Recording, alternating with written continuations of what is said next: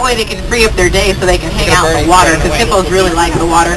But the only problem is they can't swim very well. So what hippos do instead is, like, look right over here, you can see a hippo out of the water.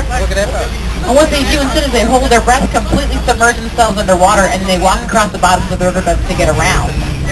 Now that is a great view of a hippo. And if you look right here, comes another one coming up for air. Here he comes. There he goes. And there he is. And back down again. Now you see these big white birds here in the middle of the island? These are called pigback pelicans. They work together as a herd, as a team to herd small fish into shallow water so they can get as much food as possible. What is this? This is one of our research students, Jumbo. Our research students help us out a lot because they stay out here and observe all of the animals so that we can learn more about them. Here's a couple more hippos. There's one that's right here. There's two more over here under the water. Very active.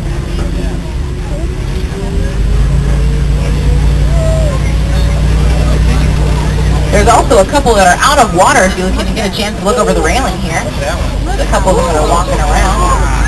Now right about here is where I usually remind everyone to please remain seated at all times with your hands and feet inside the vehicle no matter what. And I'm reminding you of that right now because guys, we're about to go over a very old rickety bridge with Nile crocodile underneath it. Now crocodile have enough power in their jaws to crush the bones of their prey with a single snap. Everybody's got to be seated, folks, including children. I need you seated all the way down, sweetheart. Right there all the way down. Thank you, sweetie.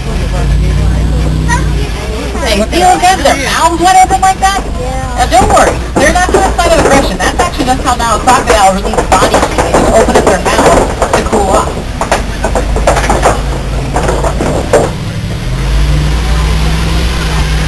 Friends, take a look at that big old tree over there. That's called the baobab tree, and it's nicknamed the upside down tree because it looks like it was planted upside down.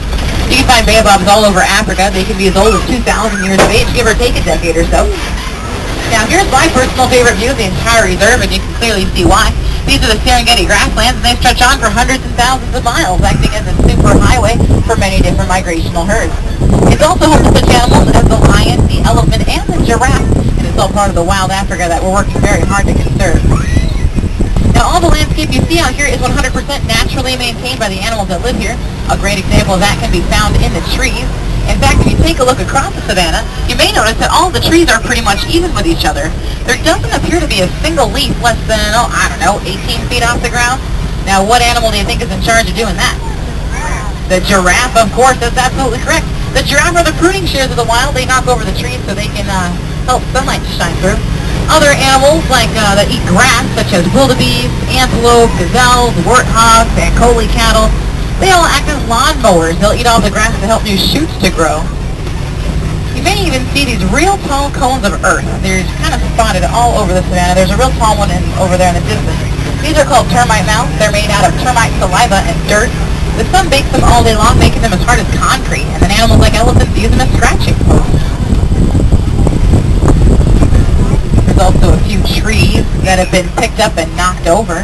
There's a small one right here, and there's a real big tree over there that's been picked up and knocked over. Now, what animal do you think has enough power to uproot a tree from the ground, pick it up, and knock it over? Elephants, that's absolutely right. Elephants are the bulldozers of the wild. They knock over the trees because they just want to eat the roots. By doing that, though, they're actually creating an opportunity for new grass to spread. And then you got the gazelles and the warthogs, the little nibblers of the wild. They eat along the edges of the ride path to keep everything neat and trim. When all the animals work together like this, they create a very natural and balanced system, so there's always enough food for everybody. If we turn the corner here, we're going to see a couple of different types of wildlife. I'll do my best to point them all out to you. The gray animals that you see laying down right there, those are white-bearded wildebeest, and they have the largest migrational herd in the world of 1.5 million. Also laying down the grass, you'll see some two-toned brown animals that look like small deer. Those are impala. They're best known for their leaping abilities. They can jump about 30 feet in a single bound, which is roughly the length of this truck. Also, wow, laying down right over here, you see these big guys with the big old horns? Those are the exception of some blood vessels that keep them nice and cool when it's hot outside. The blood vessels run to the tips of the horns and then back down again, acting as an air conditioning system for the animal. Now, remember we saw a quick glimpse of the greater kudu in the Ituri forest? The ones that look like oversized deer, and I said they were the second largest breed of antelope? Well, coming up on my side of the truck, you're going to see the world's largest breed of antelope, the Patterson Zealand.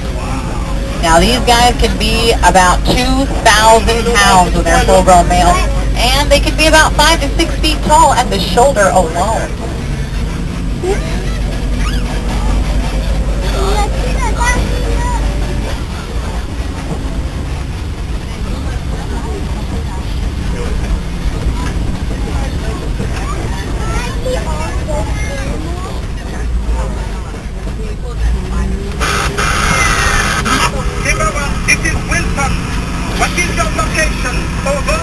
Wilson, we're on our way to Monkey Point. Over. Keep your eyes open for me. We picked up a baby elephant that was wandering off on its own. Wait, what? We can't find the mother.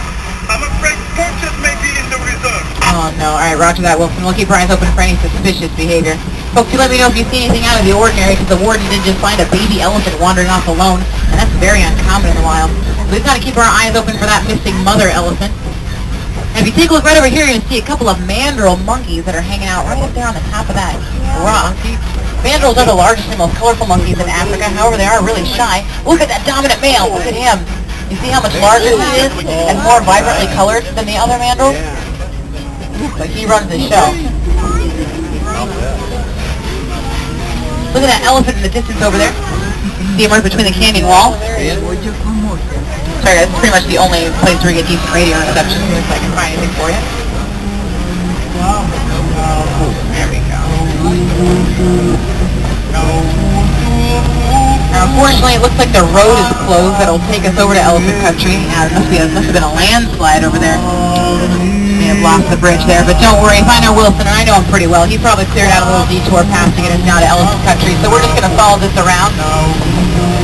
Hopefully this will take us down to the Red Clay Pit where he says there was some elephant activity.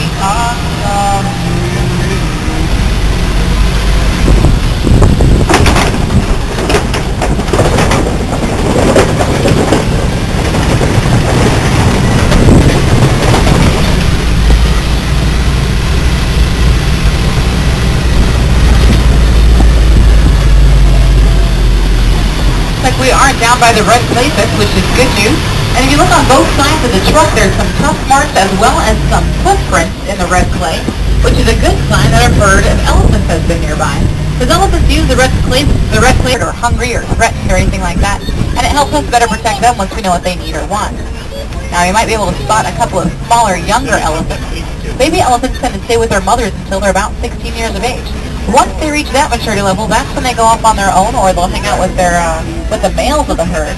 But they don't typically wander off alone, not until they feel they're ready to take care of themselves.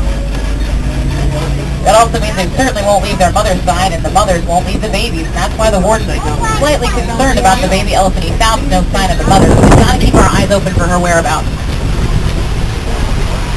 Because if worse comes to worse, there may be poachers around, and we don't tolerate poachers out here in Harambe. There's another elephant, right? To protect their skin from the sun. Here's a couple more research students hanging out with some greater flamingos. Greater flamingo are right over there. You see how he's covered in dirt and dust and whatnot? Elephants do this thing called dust bathing. They throw that dust and dirt on their backs, but are the largest of the flamingo and also the lightest shade of pink.